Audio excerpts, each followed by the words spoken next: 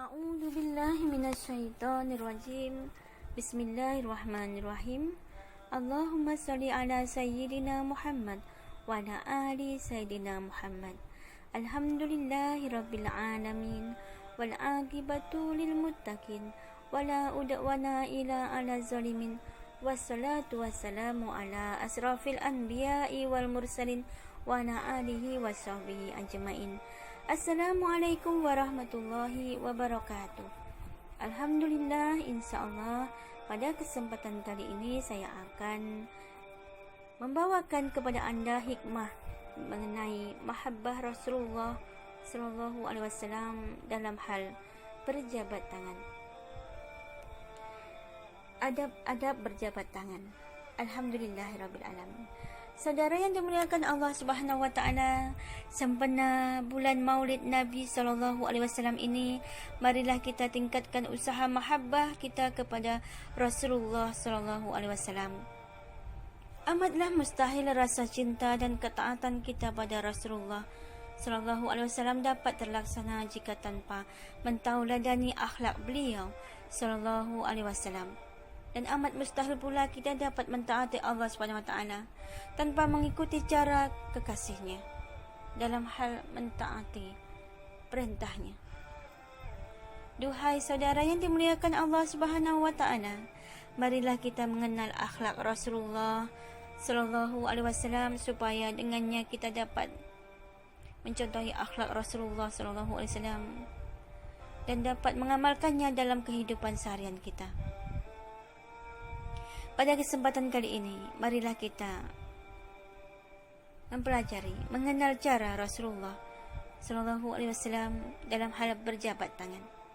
Sesungguhnya para sahabat radhiyallahu anhum juga mencontohi akhlak Rasulullah Sallallahu Alaihi Wasallam dalam hal berjabat tangan. Apabila mereka saling bertemu, mereka dengan penuh adab ketika berjabat tangan. Alhamdulillahirabbil alamin.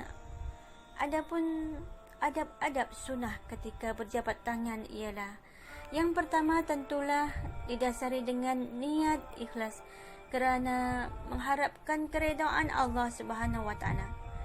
Lillahi ta'ala, kerana Allah semata-mata.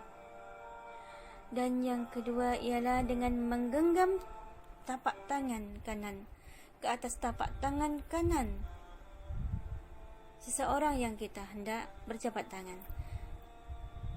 sambil wajah kita menghadap ke wajahnya dengan memberikan senyuman penuh keikhlasan, dengan memandang wajahnya dengan ingatan tulus ikhlas kerana Allah Subhanahu wa taala. Tentulah dalam hal ini ialah berjabat tangan wanita dengan wanita, lelaki dengan lelaki, ataupun seorang anak dengan orang tua, suami dengan istrinya.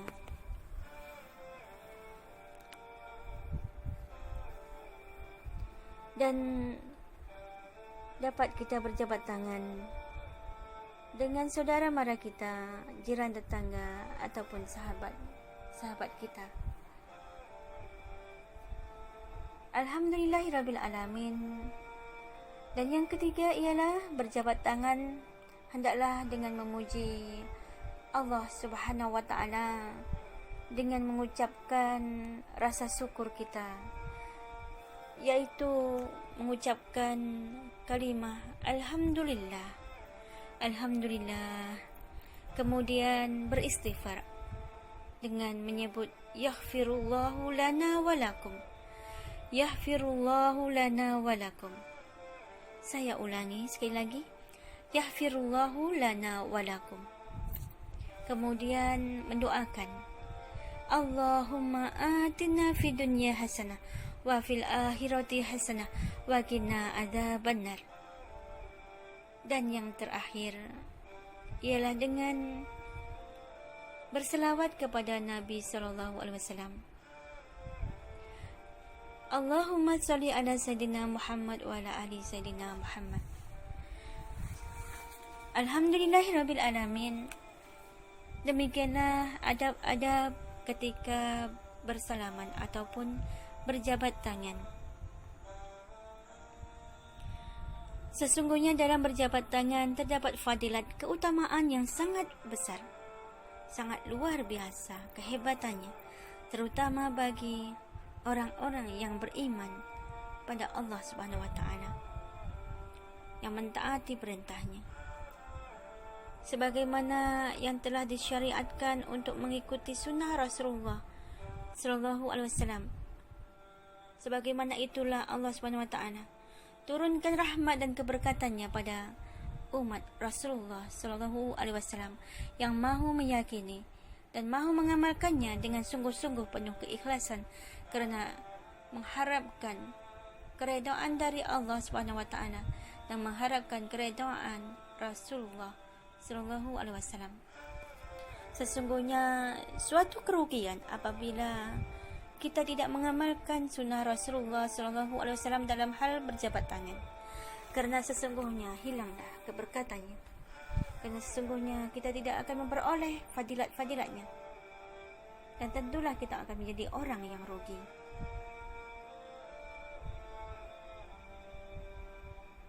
Sesungguhnya kita telah mengetahui fadilatnya yang sangat besar.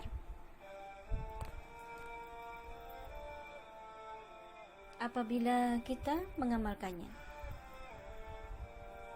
dan yakin kepada janji-janji Allah Subhanahu wa taala.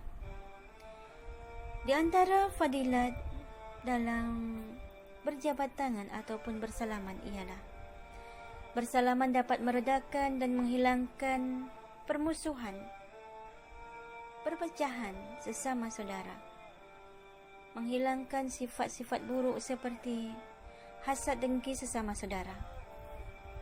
Dengan bersalaman ataupun berjabat tangan akan turun kepada kita rahmat dari Allah Subhanahu wa taala.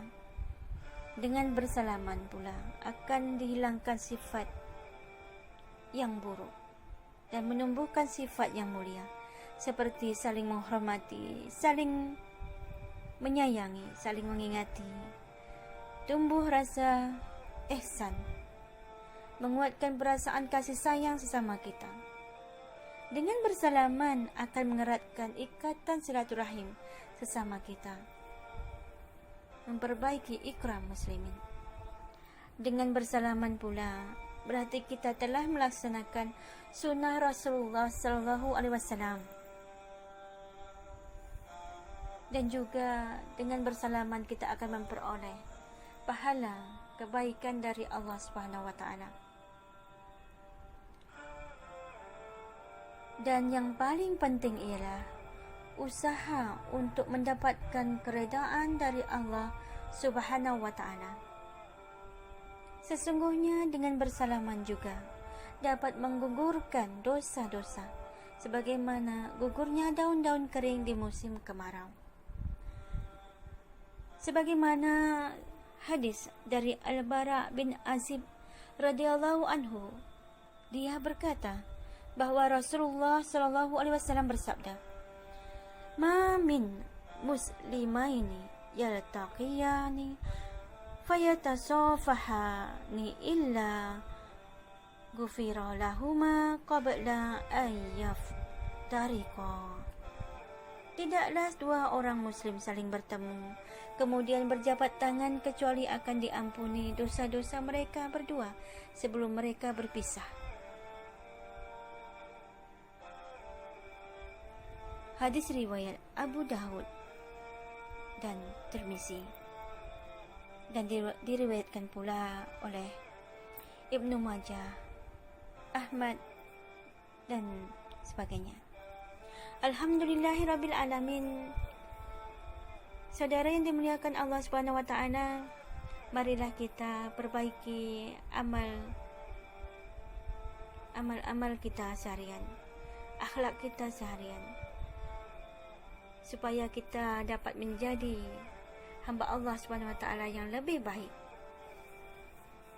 supaya kita dapat terlindung dari amalan-amalan yang di luar dari amalan yang disyariatkan.